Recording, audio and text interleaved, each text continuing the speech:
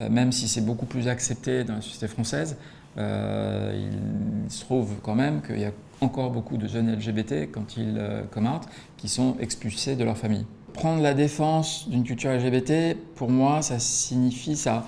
C'est l'idée de montrer la richesse et la diversité de toutes ces lettres quelque part.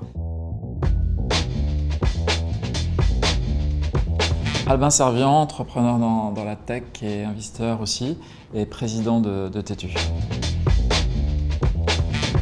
Tétu, c'est un magazine LGBT qui défend depuis 25 ans l'inclusion et la diversité dans la société française. Je pense qu'il faut voir le contexte tel qu'il est, regarder les chiffres notamment sur le nombre d'agressions homophobes en France. Je pense que la mission de Tétu, si elle a changé en 25 ans, elle est toujours la même. En fait, c'est éduquer la société française, parler au plus grand nombre pour justement leur parler de sujets de diversité et d'inclusion. Parce que s'il y a autant d'actes agressifs, d'actes homophobes dans la société française, c'est souvent par ignorance. L'ADN de Tétu, c'est un ADN militant. Il l'est depuis 25 ans, il a suivi, il a appuyé, accompagné beaucoup de causes importantes dans la société française. Je pense que maintenant, à maturité, à 25 ans, la plateforme média, elle a une mission qui est beaucoup plus large. Typiquement, quand Antoine Griezmann prend la parole dans Tétu en première de couverture, il n'est pas LGBT. Par contre, il s'exprime fortement, et c'est le premier, dans un magazine de ce style, sur l'idée de lutter contre l'homophobie dans les tribunes et sur le terrain de football. J'aime bien l'idée de plateforme pour Tétu, pour évoquer l'idée qu'il y a matière à vraiment diversifier les activités du média, parce que je pense qu'en diversifiant les activités du magazine avec des festivals de musique, des conférences, des partenariats avec des marques, on peut parler de diversité autrement que la façon utilisée dans le magazine. Quand on lit Tétu, le magazine Tétu, pour moi c'est un magazine assez lifestyle. Vous verrez beaucoup de culture, de pop, de voyage, de mode, bien sûr sociétal, de politique. Et systématiquement, on le traite avec un prisme LGBT.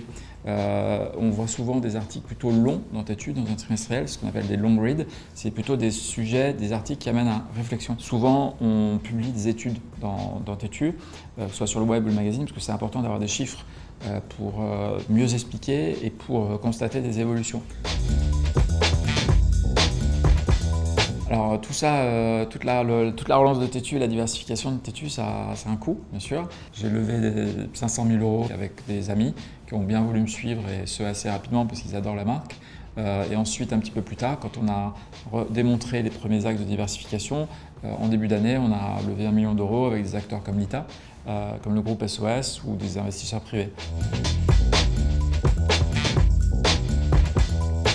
J'ai vécu 8 ans en Angleterre et je peux constater un certain retard français par rapport au milieu anglo-saxon s'agissant de l'émergence de rôles modèles, que ce soit dans le monde de l'entreprise, du sport, des médias et de la politique. Donc ça, c'est quelque chose qu'il faut vraiment travailler en France.